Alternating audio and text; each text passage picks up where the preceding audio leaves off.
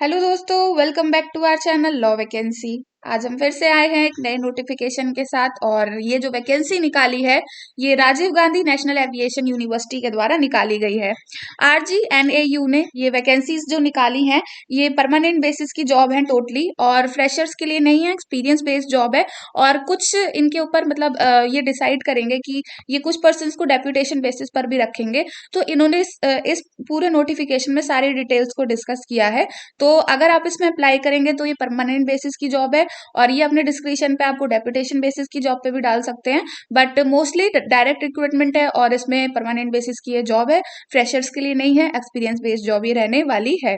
तो आज की वीडियो में हम सभी के बारे में डिटेल से जानेंगे, लेकिन उससे पहले मैं एक छोटा सा रिमाइंडर ये दे देना चाहती हूँ कि अगर आप हमारे चैनल पर नए हैं और साथ ही में एक लॉ स्टूडेंट हैं, एक लॉ फ्रेशर हैं, जुडिशरी एस्पिरेंट हैं, एडवोकेट हैं, तो all over India legal field से रिलेटेड जितनी भी वैकेंसीज आती हैं, चाहे वो स्टेट गवर्नमेंट के द्वारा आई हो या फिर सेंट्रल गवर्नमेंट के द्वारा आई हो, उन सब की जानकारी हमारे चैनल पर डेली बेसिस पर दी जाती है। इसीलिए आप हमारे चैनल को सब्सक्राइब कर लें, बेल आइकन को प्रेस कर दें, ताकि डेली बेसिस पर आने वाली वीडियोस का जो नोटिफिकेशन है आपसे मिस ना हो। तो आइए देखते हैं कि इस नोटिफिकेशन में क्या दे रखा है। तो RGNAU ने ये जो नोटिफिकेशन निकाला है ये काफी सारे वैकेंसीज के लिए निकाला है, लेकिन स्पेसिफिकली हम लॉ वैकेंसीज की बात करते हैं। तो आज की वीडियो में हम जो भी इन्होंने लीगल वैकेंसीज निकाली हैं उनके बारे में बात करेंगे।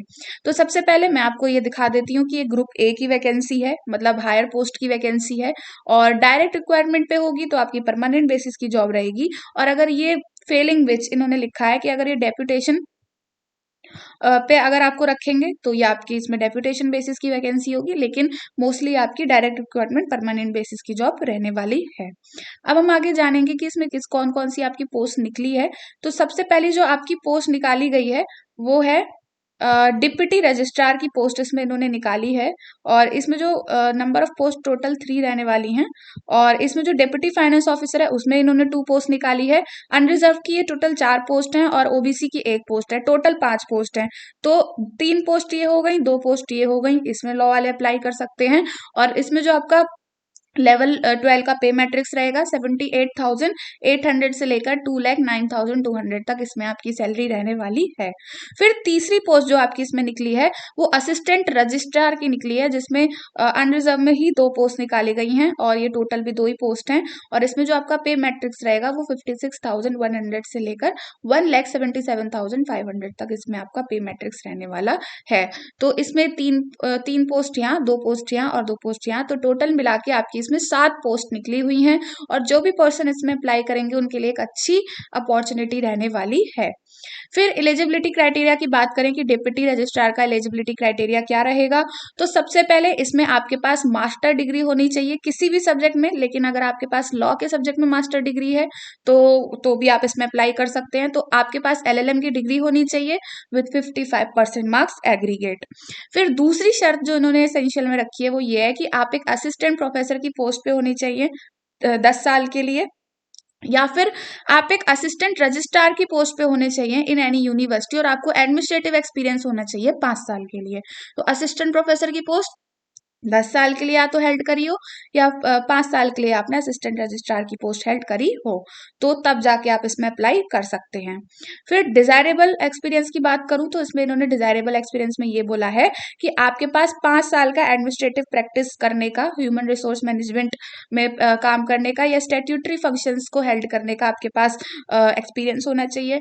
एकेडमिक एक्टिविटीज जो यूनिवर्सिटीज और रिसर्च डेवलपमेंट इंस्टीट्यूट्स में होती हैं उन्हें कंडक्ट कराने का आपके पास एक्सपीरियंस होना चाहिए।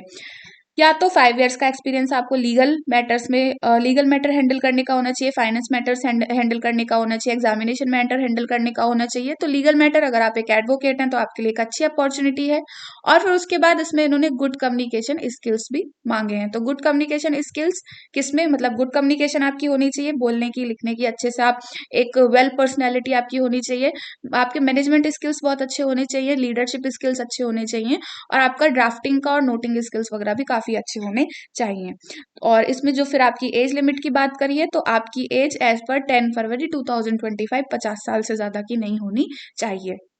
फिर अगर आपको डेप्यूटेशन के लिए हायर करते हैं तो आपका इसमें एक्सपीरियंस ये मांगा गया है कि आप स्टेट या फिर सेंट्रल गवर्नमेंट के अंदर एक ऑफिसर होने चाहिए, और वो जो आपकी पोस्ट होनी चाहिए वो लेवल 11 की पोस्ट होनी चाहिए। और इनके साथ जो आपका डेप्यूटेशन रहेगा वो 4 साल का डेप्यूटेशन रहेगा, और आपकी इसमें जो एज लिमिट है वो 56 ईयर से ज़्यादा नहीं होनी चाहिए। तो ये आपको मैं दिखा देती हूँ कि एज लिमिट इसमें कितनी मांगी है, 56 ईयर से ज़्यादा आपकी इसमें नहीं होनी चाहिए। तो ये तो डिप्टी रजिस्ट्रार की एलिजिबिलिटी थी। अब हम देखते हैं कि डिप्टी फाइनेंस ऑफिसर की क्या एलिजिबिलिटी रहने वाली है।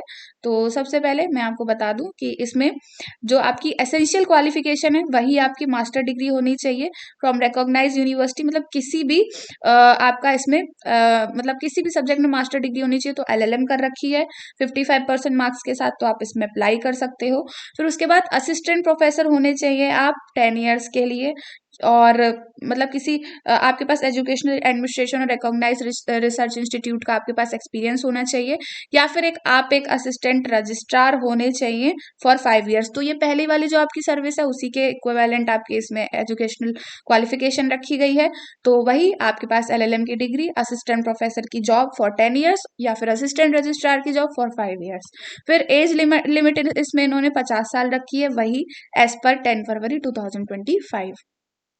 डेप्यूटेशन बेसिस पर इसमें आपका 5 ईयर्स का इसमें आपने सर्विस प्रोवाइड करी हो इन सेंट्रल गवर्नमेंट और स्टेट गवर्नमेंट, और आपकी जो जॉब होनी चाहिए वो लेवल 11 की होनी चाहिए। फिर इनके साथ जो डेप्यूटेशन रहेगा वो 4 ईयर का रहेगा, और आपकी जो एज है वो 56 ईयर से ज्यादा नहीं होनी चाहिए। तो डिप्टी रजिस्ट्रार और डिप्टी फाइनेंस ऑफिसर की एलिजिबिलिटी सेम है। अब हम देखेंगे कि असिस्टेंट रजिस्ट्रार की एलिजिबिलिटी क्या रहती है, तो उसमें मैं आपको दिखा देती हूँ अभी। ये रहा। तो असिस्टेंट रजिस्ट्रार की आपके इसमें नहीं, इन्होंने यही बोला है कि मास्टर डिग्री होनी चाहिए in any discipline with 55% marks, और गुड एकेडमिक रिकॉर्ड होना चाहिए। तो आपके पास एलएलएम की डिग्री है विद 55% मार्क्स, तो आप इसमें अप्लाई कर सकते हैं। और 8 ईयर्स का आपके पास एक्सपीरियंस होना चाहिए इन administrative practice, human resource management, statutory function, academic activities of universities वगैरह, इसमें आपके पास 8 ईयर्स का एक्सपीरियंस होना चाहिए। और इसमें मतलब जो आपका 8 ईयर्स का एक्सपीरियंस होना चाहिए, और आपने लेवल 7 की इसमें जॉब पे काम किया, मतलब आपकी जो जॉब रहेगी ये लेवल 10 की होगी, तो आपने लेवल 7 की जॉब पे काम किया हो, यानी कि आपकी सैलरी मतलब आप जो जिस पोस्ट पे हो आपकी सैलरी ये हो जो इसमें नोट डाउन हो रखी है। फिर डिजायरेबल क्वालिफिकेशन में इन्होंने 5 years of experience of handling legal matters और एग्जाम और फाइनेंस इंफॉर्मेशन टेक्नोलॉजी एप्लीकेशंस, तो इन्होंने 8 साल का एक्सपीरियंस मांगा है। वो तो आपका इसमें एसेंशियल क्वालिफिकेशन है, लेकिन इसमें अगर 8 साल में से 5 साल का एक्सपीरियंस आपका लीगल मैटर्स को हैंडल करने में है, या एग्जामिनेशन मैटर्स या फाइनेंस मैटर्स को हैंडल करने में है, तो आपको इसमें प्रेफरेंस थोड़ी सी ज्यादा दी जाएगी।